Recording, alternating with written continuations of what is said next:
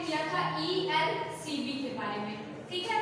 तो सबसे पहले मैंने कहा था कि इन सबका अगर ऑब्जेक्टिव टर्म में देखें तो इन सबका आपको फुल फॉर्म पता होना चाहिए, इनकी वर्किंग क्या है पता होना चाहिए। देखिए MCB का था मिनिएचर सर्किट बोर्ड, क्या था?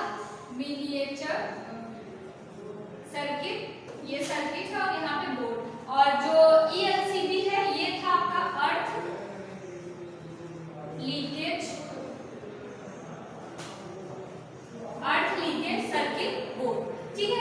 तो MCB क्या था? जब भी आपके जो मेन स्विच होता है वहां पे बहुत ज्यादा हाई वोल्टेज आने से जो आपके घरों में कंपोनेंट्स लगे रहते हैं उनको प्रोटेक्शन देने के लिए, मतलब जैसे हाई पावर की लाइट आती है जो MCB होता है, मैंने बताया था कि जो आपका यहाँ पे मेन स्विच बोर्ड है और जो आपने लोड लगाया है, लोड का मतलब आपके घर में जैसे लाइट फैन जो भी आपने लगाया है, इन दोनों के बीच में मीडिएटर का वर्क करता है ना। जैसे ही जो लाइट सप्लाई है वो बहुत ज्यादा आ जाती है तो ये क्या करता है, मेन सर्किट को जो आपका लोड है उससे अलग करके उसको प्रोटेक्ट करता है। और ELCB मैंने बताया था अर्थ लीकेज सर्किट बोर्ड क्या करता है, अर्थ लीकेज सर्किट बोर्ड में जैसे आप करंट देते हैं तो क्या होती है, जो कुछ करंट होती है वो ग्राउंड के थ्रू आपकी चली जाती है ना, कि मतलब पूरा का पूरा इनपुट पोर्शन आउटपुट पर नहीं आ पाता है, तो उसके लिए हम यूज करते हैं ELCB का।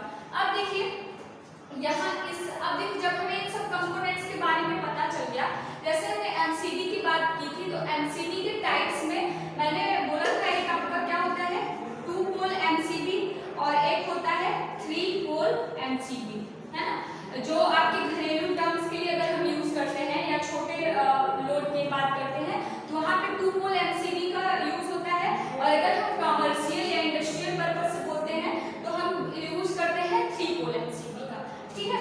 तो इसके बाद हम इन सब का यूज करके जब आप देखते हैं जहाँ पे पैनल लगे होते हैं, जैसे अगर आप कभी भी जो यहाँ पे जो इलेक्ट्रिकल डिपार्टमेंट का या जहाँ से मेन पावर हाउस होता है, जब आप वहाँ एक रूम देखेंगे तो वहाँ पे क्या लगे होते हैं, पैनल्स लगे होते हैं, है ना। क्योंकि देखिए जैसे लाइट को आना है जाना है या फिर जैसे कौन सी एरिया की लाइट कहाँ से जा रही है ना, एक पैनल लगा होता है, वो वहीं पे बैठ करके उस पैनल से उस एरिया की लाइट को कंट्रोल करते हैं, है ना। जैसे कि मान लीजिए ये आपका यहाँ पे मेन पैनल है और कोई मान लीजिए विलेज है ABCD ऐसे करके आपका एरिया है।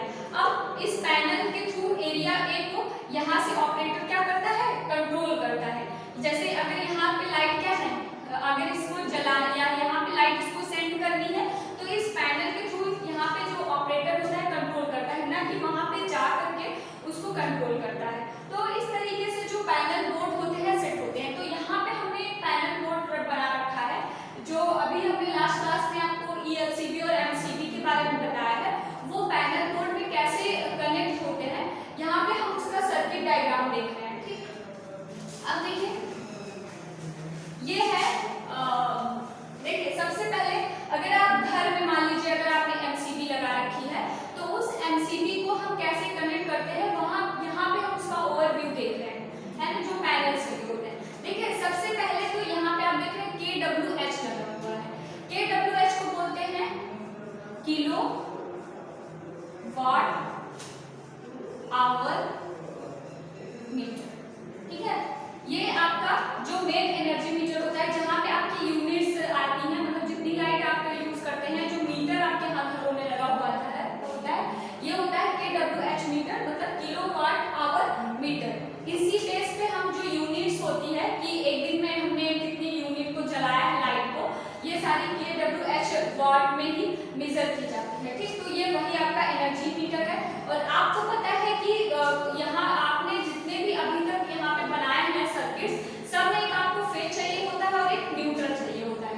तो देखिए यहाँ पे KWH में कितने पिन है, 1 2 3 4 पिन है। एक तो हमने फेज के लिए दे दिया है और दूसरा न्यूट्रल के लिए। ये आपका वायर गया है, मतलब जहाँ से आपके घर में मान लीजिए मेन सप्लाई आ रही होगी, उसके लिए हमने एक फेज दिया है और एक न्यूट्रल दिया है। अब देखिए एक तो MCB हमने लगा रखा है, ये जो आपका KWH या किलोवाट आवर मीटर है, क्योंकि अगर मान लीजिए जो सप्लाई है, अगर यहाँ से जो लाइट है वो काफी तेज आ जाती है, तो जो MCB है, इस MCB जो रहेगा, ये जो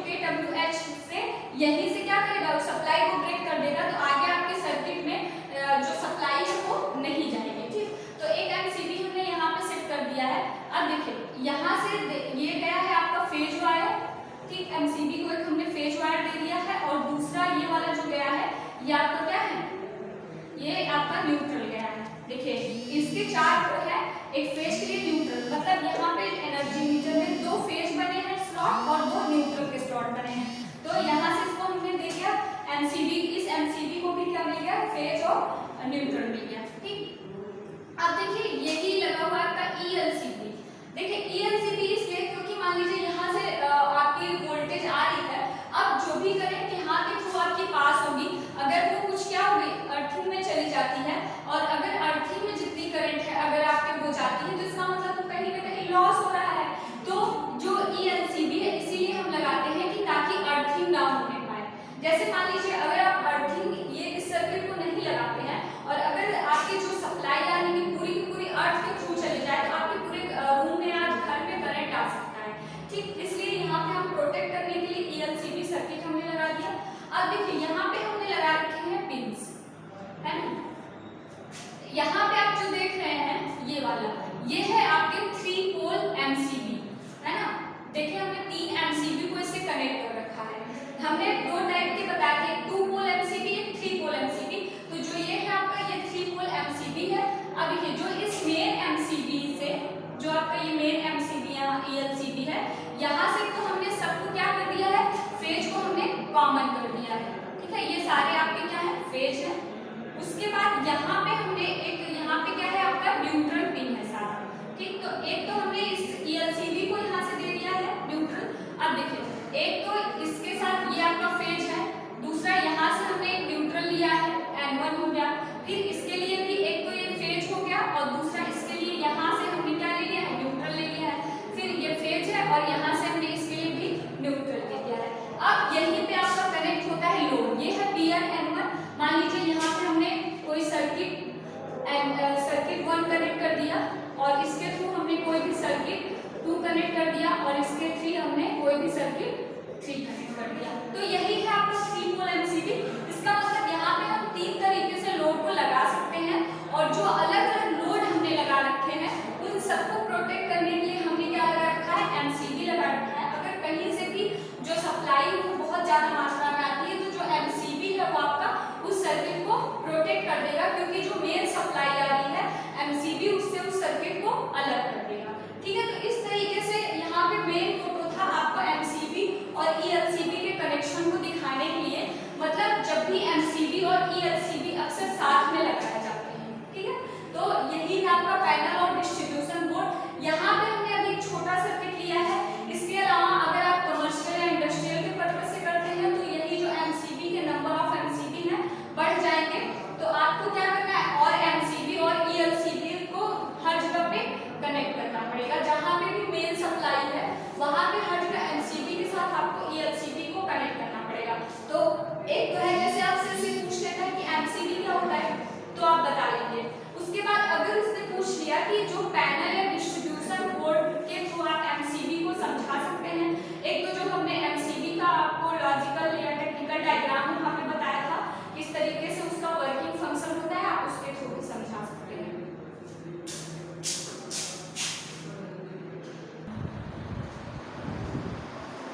देखिए अब इस सब्जेक्ट में या इस टॉपिक पे जो आपका नेक्स्ट टॉपिक है वो है चेंज ओवर स्विच, या इसको हम बोलते हैं ट्रांसफर स्विच।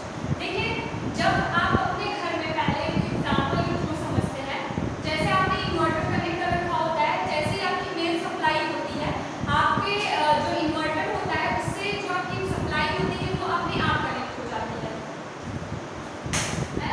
तो जैसे मान लीजिए यहाँ से एक है आपकी जो मेन सप्लाई है, ठीक, और एक आप अपने घर में किसको कन्वर्ट लगा रखते हैं, इन्वर्टर को। अब जैसे ही आपकी लाइट ऑफ होती है, जो भी आपने स्विच को मतलब इस इन्वर्टर से कनेक्ट कर रखा होता है वो अपने आप टिप होकर जो मेन स्विच से अलग होकर इन्वर्टर के साथ कनेक्ट हो जाती है। तो यही वर्क होता है जो आपके चेंज ओवर या ट्रांसफर स्विच होते हैं। मतलब आप किसी भी लोड के लिए अगर आप 2 स्विच लगा के रखते हैं तो वो ऑटोमेटिकली क्या करता है, उस पर ट्रांसफर कर देता है उस स्विच को, है ना। जैसे अब यहाँ पे अगर हम देखें तो एक तो आपका यूटिलिटी का मतलब है जो आपकी मेन सप्लाई आ रही है, दूसरा मान लीजिए यहाँ पे आपने जनरेटर लगा रखा है। अब यही है आपका ऑटोमेटिक ट्रांसफर स्विच है, ऑटोमेटिक ट्रांसफर स्विच, और यहाँ पे आपका लोड लगा हुआ है। अब देखिए मान लीजिए पहले आपकी सप्लाई जो थी, आपका जो घर में जो लोड के लिए इस पे मेन सप्लाई से आ रहा था, लेकिन जैसे ही मेन सप्लाई आपकी क्या हो गई, कट ऑफ हो जाती है, कट ऑफ हो जाती है वैसे ही ये क्या करने लगता है, जनरेटर के थ्रू है ना लोड को सप्लाई देने लगता है। तो एक तो आप इसको मैनुअली भी कर सकते हैं। मैनुअली का मतलब जब आप बहुत पुरानी बैटरी वगैरह में जाएंगे तो जब लाइट जाती थी तो सबसे पहले आप क्या करते थे, जाके बैटरी को ऑन करते थे, उसके बाद आप घर में जो भी उससे कनेक्ट करके रखते थे लाइट फैंस वो सारे चल जाते थे। लेकिन अब क्या हो गया है, अब ऑटोमेटिक हो गया है, आपको खुद से जाके उसको मैनुअली सेटअप नहीं करना पड़ता है, वो अपने आप क्या करता है स्विच को ट्रांसफर कर देता है। तो ऐसी जगहों पे जैसे मान लीजिए आपने अभी पैनल पढ़ा, तो जब आप पैनल को पढ़ते हैं तो आप देखते हैं कि आपको जैसे ही लाइट कट ऑफ हो गई तो आपने उस एरिया को कहीं और से कनेक्ट करना है तो वो अपने आप ऑटोमेटिक ट्रांसफर स्विच के द्वारा कनेक्ट कर सकते हैं। तो बेसिक अगर हम कहें तो जो आपका ये ट्रांसफर स्विच है ये दो सोर्सों के बीच में है ना कनेक्शन के लिए, ऑटोमेटिक कनेक्शन के लिए लगाया जाता है ना। अगर हमारे पास दो सोर्स हैं तो उनको लोड को है ना अलग अलग तरीके से मतलब ये क्या कर सकता है, कनेक्ट करा सकता है अल्टरनेट तरीके से। ये तो ये देखिए इसके जो दो टाइप होते हैं, एक होता है ओपन, एक होता है ओपन ट्रांजिशन और दूसरा होता है क्लोज ट्रांजिशन।